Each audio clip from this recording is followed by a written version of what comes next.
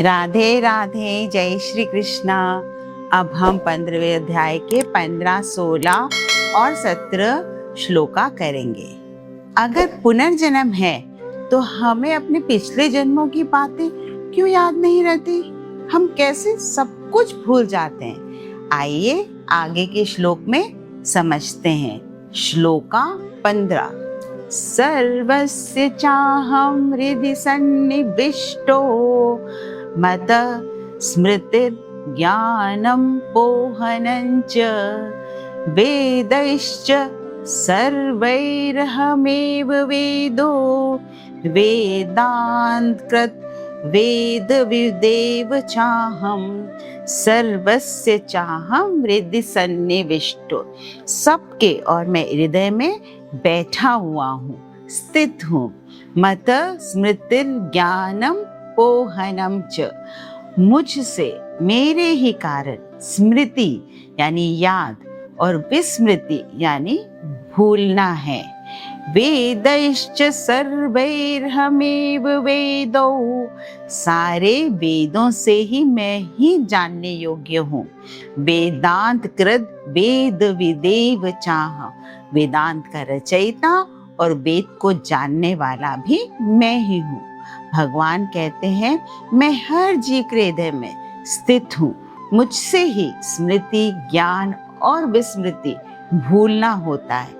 सब वेदों का लक्ष्य में मैं हूँ और उस वेदांत का रचयिता भी मैं हूँ।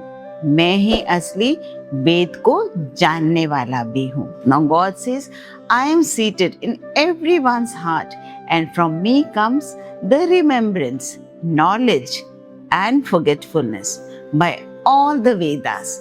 I am to be known. Indeed, I am the compiler of Vedanta and I am also the knower of the Vedas. यहाँ भगवान खुद को वेदांत कृत और वेदविद दोनों कहते हैं। मतलब वह शास्त्र के रचयिता भी हैं और उसके ज्ञाता भी। अगर ईश्वर खुद हमारी स्मृति और ज्ञान का स्रोत है तो भक्ति का मतलब किसी बाहर की मूर्ति या रूप की खोज नहीं, बल्कि अपने ही अंतःकरण में उसे चैतन्य को पहचानना है जो हर विचार, हर याद के पीछे काम कर रहा है। हृदि सन्निविष्टो मतलब ईश्वर स्थान में नहीं, चेतना में। Lord is in a very being. Now let's understand Shloka 16. द्वाविमो पुरुषो लोके शरक्षर अक्षर एव च शरः सर्वाणि भूतानि कूटस्थोऽक्षर उच्यते। द्वामि पुरुषो लोके शर चक्षर एव च, मतलब इस संसार में दो तरह के पुरुष हैं, एक शर और दूसरा अक्षर। मतलब एक जो परिवर्तनशील है, शर मतलब परिवर्तनशील, और दूसरा जो अविनाशी स्थिर है, मतलब अक्षर। शर सर्वाणि भूतानि, अब सभी जीव प्राणी शर हैं क्योंकि उनका रूप बदलता रहता। Means we all human beings are what, we are sure, means हम लोग के रूप बदलते रहते हैं। कूटस्थोऽक्षर उच्यते, और जो हमेशा एक समान रहता है उसे अक्षर कहा जाता है। Now there are two classes of being, the fallible and infallible. In the material world every entity is fallible, मतलब पेड़ पौधे, पशु, इंसान सब क्या है? सब डिस्ट्रक्टिबल है, पेरिशेबल है, फैलेबल है। And in the spiritual world every entity is infallible, मतलब आत्मा, स्पिरिट, ये सब इनफैलेबल है, मतलब स्थिर रहती है। ये सिर्फ शरीर बदलते एक से दूसरे, but they don't change, they are the way they are. यहाँ हम शरीर जो हमेशा बदलता रहता है और आत्मा जो कभी नहीं बदलती, उनकी बातें कर रहे हैं। कूटस्थोऽक्षर जीवात्मा वह साक्षी चैतन्य है जिसने प्रकृति के सारे परिवर्तनों को देखा लेकिन खुद कभी नहीं बदलता। जैसे जब आप सिनेमा घर में मूवी देखने जाते हैं तो जो स्क्रीन है वो तो स्टिल है, बस उस पे जो इमेज आती है वो बदलती रहती है, नई नई पिक्चरें आती रहती हैं, नई नई इमेजें आती रहती हैं, लेकिन दैट स्क्रीन इज स्टिल उसी तरह से। ये श्लोक में अक्षर को कोई रूप, नाम या व्यक्तित्व नहीं दिया गया है, वह सिर्फ एक अवस्था है। कूटस्थ यानी निष्कल, अचल, अभिकारी। भक्ति का गहरा रूप यही है, अपने बदलते हुए शरीर, मन से परे उसे अक्षर साक्षी की तरफ मोड़ना, जो ना कभी जन्म लेता है ना कभी मृत्यु को प्राप्त होता है। In the material world, the living entity undergoes 6 changes: birth, growth, duration, reproduction, dwindling, and vanishing.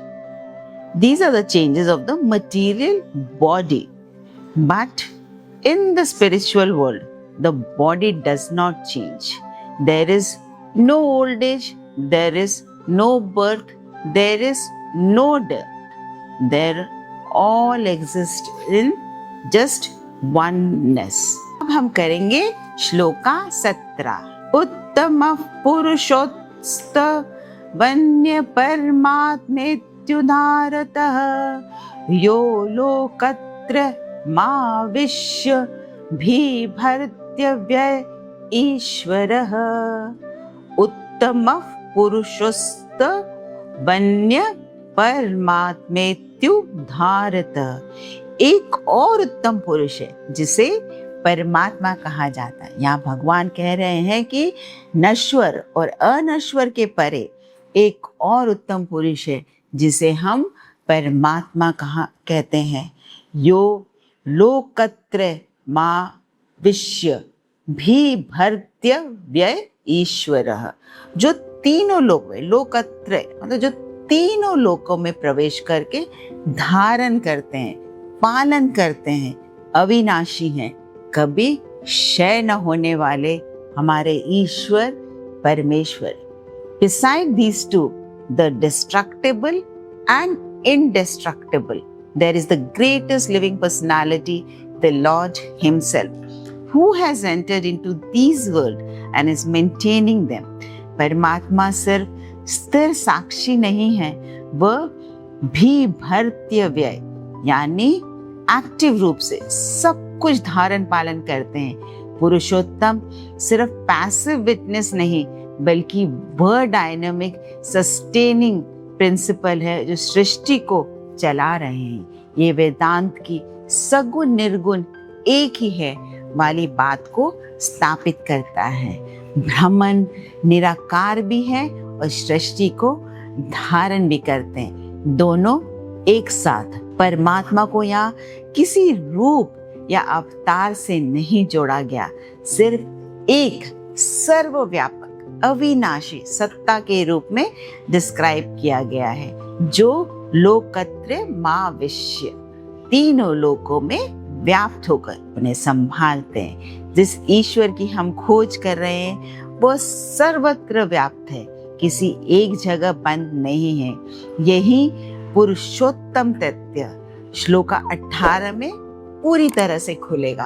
अगर आपको ये 3 श्लोक का गहरा अर्थ समझ आया तो कमेंट में बताएं। अगले वीडियो में 15वें अध्याय के आखिरी 3 श्लोकों को जानिए। सब्सक्राइब जरूर करें ताकि मिस ना हो। ओम श्री कृष्णार्पणमस्तु। हरे कृष्णा।